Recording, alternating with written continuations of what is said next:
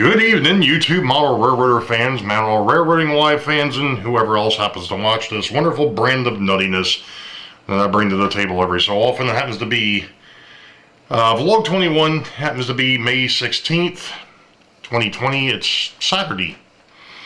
I just got finished making a video. Unfortunately, my camera decided to delete it. So we're going to do this again, but I want to bring up a couple of things here real quick. I did a live show last night, another impromptu live show. So we've got that on there, and I brought up something that I had been doing while I'm working. Since this whole showstopper thing started, I stopped really watching TV a while back. But with everything that's been going on, I've really stopped watching, because that was one of the things that I did when I was in the office, is I would actually not watch TV while I was in the office, but I had it for background noise. I used to, watch the old reruns of Star Trek: The Next Generation and Deep Space Nine and all that stuff on BBC America.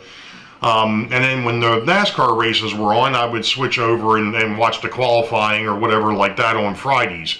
But like I said, now, since the showstopper, I've just basically given up on TV, period.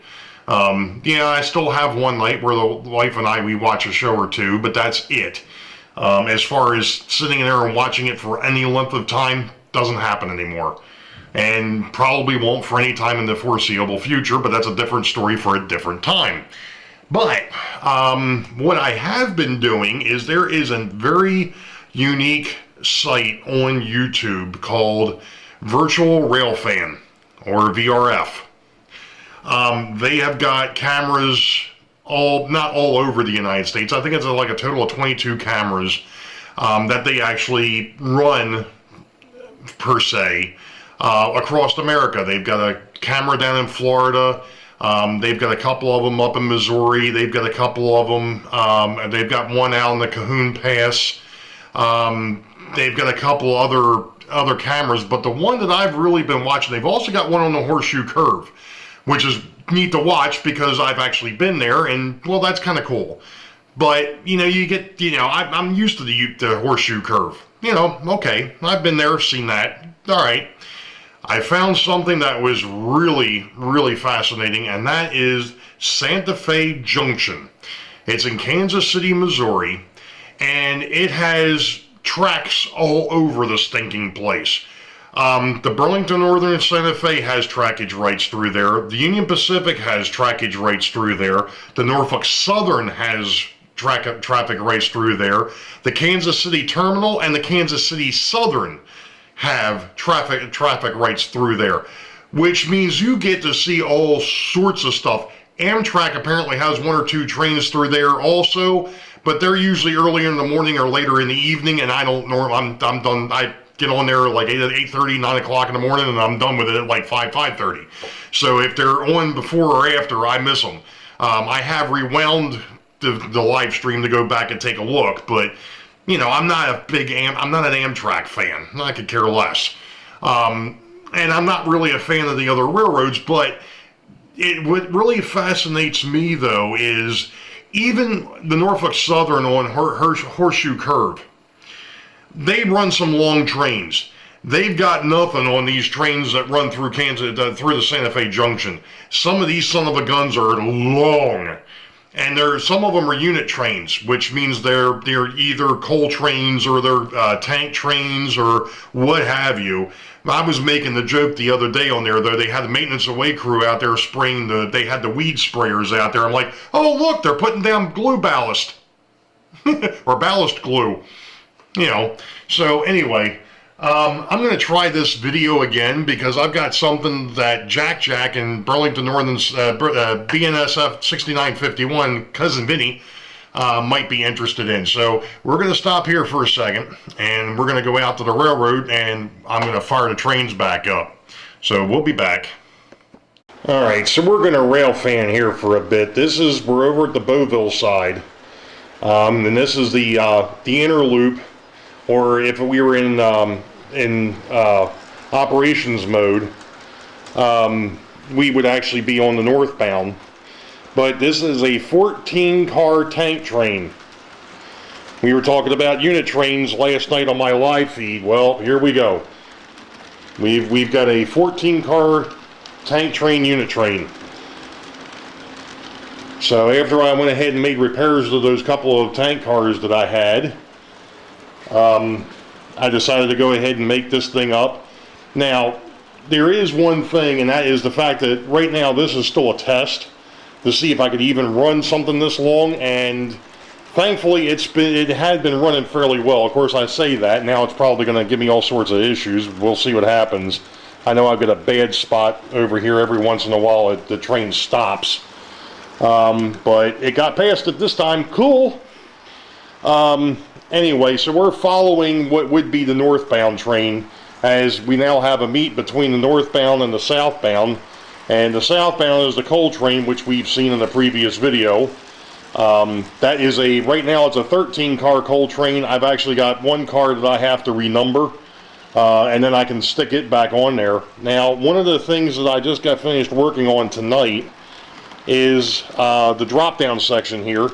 I now have it electrified as far as the track power goes. If you remember in vlog 20, I talked about the fact that I cut the wires too short. Well, I had just enough wire left to rerun the drop-down section. So I now have track power from the bus on the drop-down. So we're going to continue to follow, well, like I said, the northbound or the inner loop. In show mode, this is the inner loop, and the coal train is on the outer loop. And we're going across, obviously we're on the back side of the layout, which would be the non-visible portion, and we're continuing to follow our, well, we now can't see it, follow our train as he continues on the back side here. And we're coming up on back over here to Boeville again, and we've got a meet between the north and the south, or the inner and the outer. And unfortunately, the video that got deleted, I have no idea how, after I got finished putting it together, had a very neat shot in it, and that was the fact that I had the northbound and the southbound crossing the bridges at the same time, one on the visible portion and one on the non-visible portion. And it's like, you know, maybe I ought to leave it this way. Leave it as the focal point back here and just have it to where, you know, the backdrop kind of swings or so. I don't know. I'll figure it out. But it was kind of cool to see the train on the opposite side here and have one on the front side and then one on the back. So that was kind of neat. Now, there we go. Yeah, this is the bad spot. Like I said, it doesn't do it all the time, and now it's going to do it twice. It doesn't do it all the time, but it does it every once in a while. I got to go back. I think I got a bad solder joint. I got to go back and fix. So, that is where we are. Well, I'm back. And another slightly different look, I guess. I've actually got the, obviously the camcorder sitting, or the handycam sitting on the tripod back here in my work area, because I've got a bit of a mail call. Now, as I'm sure everybody is aware to this point, I acquired a box of stuff late last year. And some of it was in decent shape, some of it was in not so good shape. A lot of it, all of it was rather old. I mean, we're talking, there was some stuff that probably dated back into the 60s. Some old Penn line stuff and so on and so forth. Some of it's not usable, regardless. Others of it needs some repair work, no big deal. We know about the gem brass locomotive. Well, the other day I went ahead and did something that I hadn't done in a long time, and that was the fact that I hit eBay. Which was probably a mistake, but the reality is I actually found somebody that was selling a set of Penn line passenger cars. Really? Oh, okay. Which piqued my interest. And of course, the top of it said Penn line passenger cars, junk for repair or, parts. And I went and looked at the pictures, and I'm like, okay, so they're kind of beat up. All right. Well, as you all know, one of the passenger cars for my one Pennsylvania passenger train, and I think I may have that down here in one of the other repair boxes. I'm going to need it out anyway, so... Yep, there it is. What do you know?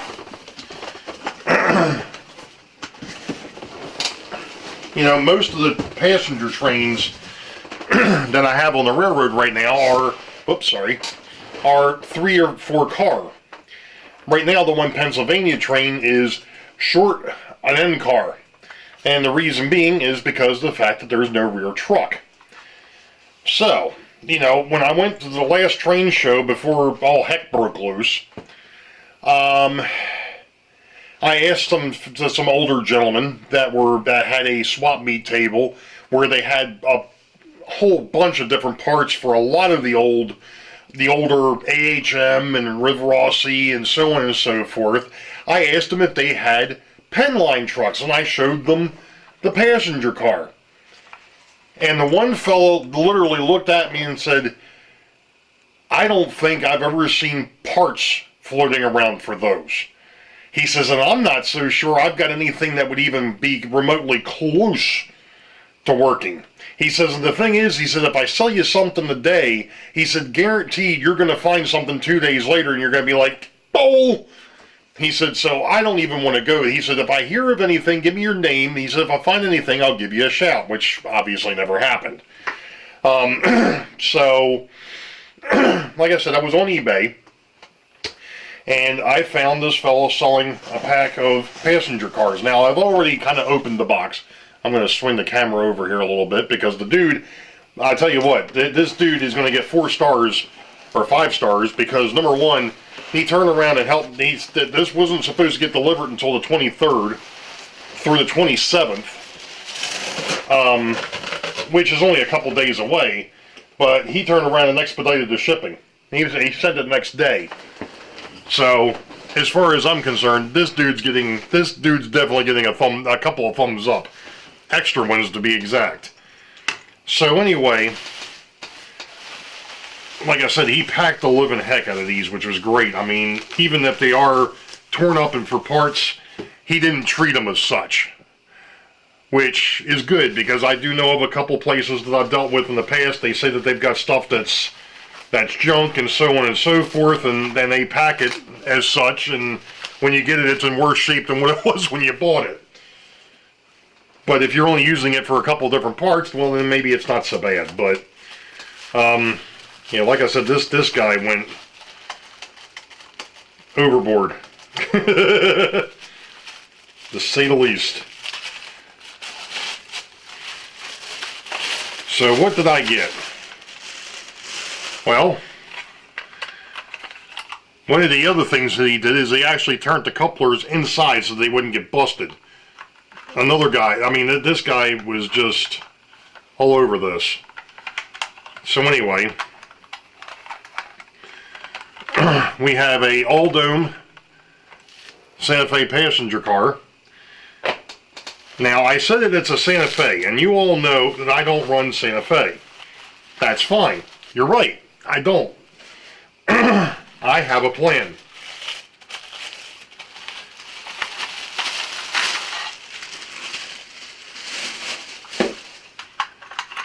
We have a baggage car. Of course, it's missing. It's missing a door. Actually, it's missing 2 doors, I think. But that's okay. That may end up becoming the parts car.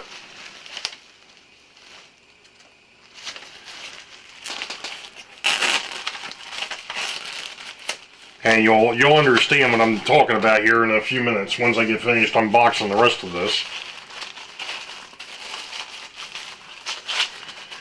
of course, some of the old timers and such that watch this, they're probably like, yeah, these parts are not something that's easy to come by. And these cars really aren't in as bad a shape as the picture is really depicted either. Now this one here I'm going to have to do a little bit of work on too. The cellophane that's on the inside's come loose. So we got another passenger car.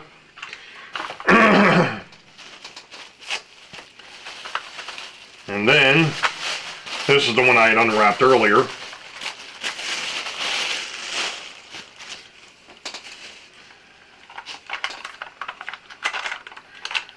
And we have an end car. Now, what my thoughts are on this, and now that I've got them all unboxed and unwrapped, what I'm actually thinking about doing is taking the trucks off of this guy. This is the baggage car that's missing doors. Because, to be perfectly honest, I don't know where the heck I'm going to find doors.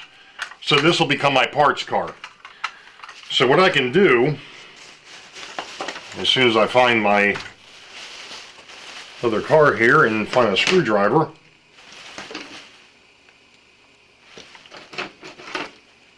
aha, there we go.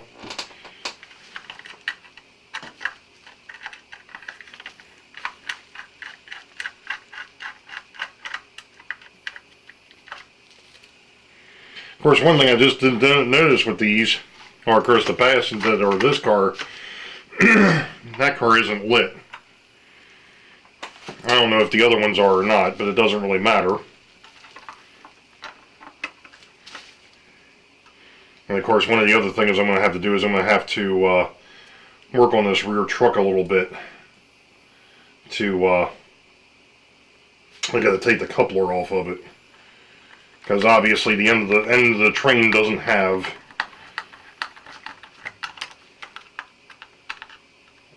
or does not need a coupler. And of course, like an idiot, I didn't bring my glasses over here, so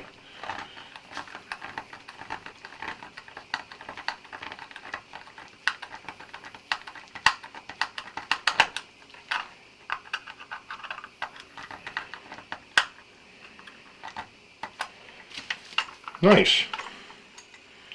And guess what? That's that.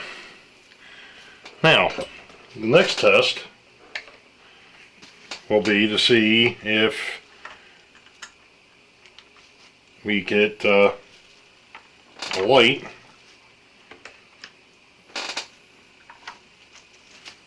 which we may not, because I think this might be a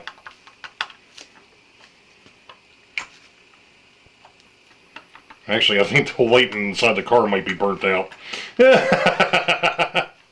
That's fine. Something else to mess with. I'll have to come back and take a look at that. But now I've got the end car for that Pennsylvania passenger train fixed. And what I'm thinking is, with the these Santa Fe cars, I'm thinking a paint job might be in order. Because to be honest, kind of like the old Empire builder that the Great Northern had, I'm betting that these passenger cars would look pretty interesting with Boeville and Newtown colors on them. And I had done that years ago with a drawing that I made. I think that these cars would look pretty cool in yellow, orange, and blue. Tell me what you think about that. Seriously. Can't hurt them, right? And no, guess what? These cars are not, these passenger cars are not lit, the ones I just picked up.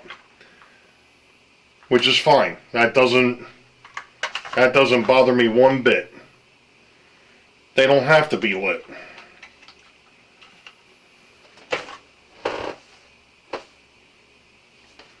We'll be back later. Well, this vlog is going to be longer than what I wanted it to. But anyway, it happens to be May 20th, 2020. And this is now part of, still a part of Log 20. I believe this is 21.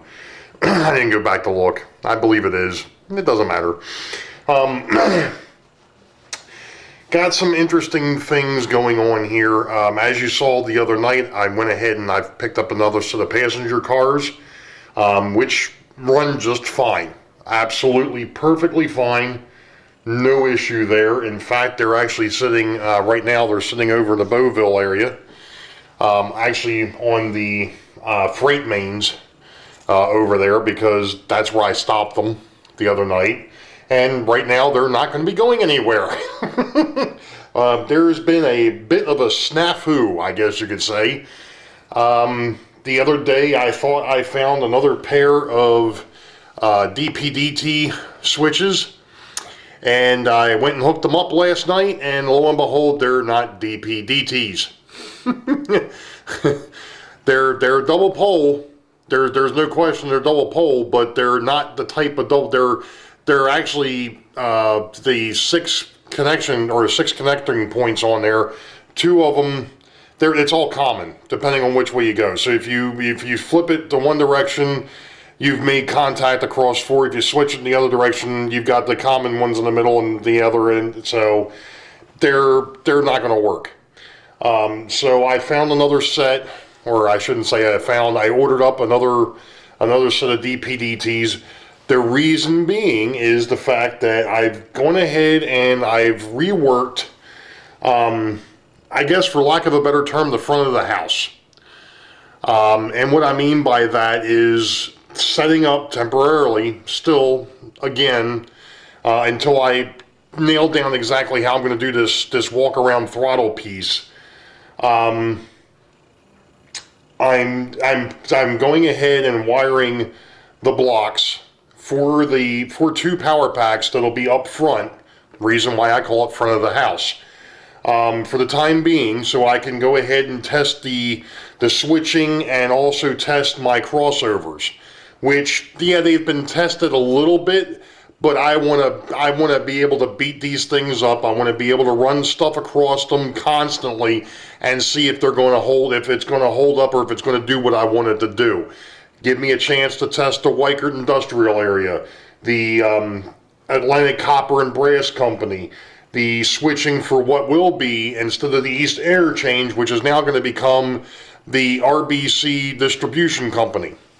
And there's a new twist to that one is going to be as well, and I'll explain that one more when I get into vlog 22, once I get the railroad back up and running again, because right now I can't run it from the dispatcher's panel, and I haven't finished putting in the switching panel for block 1. Now, what I did the other night, like I said, I was working, I thought I found another pair of DPDTs. They weren't center offs. So I was like, okay, perfect. They'll be fine over on the main panel. No, like I said, they're not DPDTs. I'm going to turn the camera around here a second. So this is panel 1. This will be for block 1 north, block 1 south. That's the big ones. The ones that circle, that's the ones that circle Boeville and also lead into the two hidden yards. Now that one still needs to be wired. And we're just gonna go ahead and walk the layout here for a minute. There's the passenger trains. I've actually got the Baltimore and Ohio pulling the what will become the Boeville and Newtown cars. And of course the Pennsylvania has its third car now, so I've got to update its car cards. So we're coming around the front side. I still need to work on the turntable. I still haven't found sufficient bearings for that yet. I'm still looking. So we're going around the front, and I moved the panel for block 2. It's now underneath of here. And yes, I know this looks a little goofy here. This is the temporary connections for the block system, which is actually up underneath. You know, there's one block, there's the other block. And I'm not even sure you saw that. But there, the block panel is up underneath, which is very similar to the one for block 3, which still happens to be sitting over here. And it looks a lot cleaner than the one for block 2. But that's something else that'll be dealt with in the coming days once I get everything somewhat back together. So that's what I've been up to this week. This is going to conclude vlog 21. And I am going to be putting in a link, and I think I may have mentioned this already. I don't go back and take a look at what I've recorded for the week. But there's going to be a couple links in here for Virtual Railfan, which is a really cool YouTube channel. I've been using that as background noise as I'm working during the day. So with that being said, you all know the deal. Wait for the highball. Green tracks ahead. Be safe. God bless. We'll catch you next time. See ya.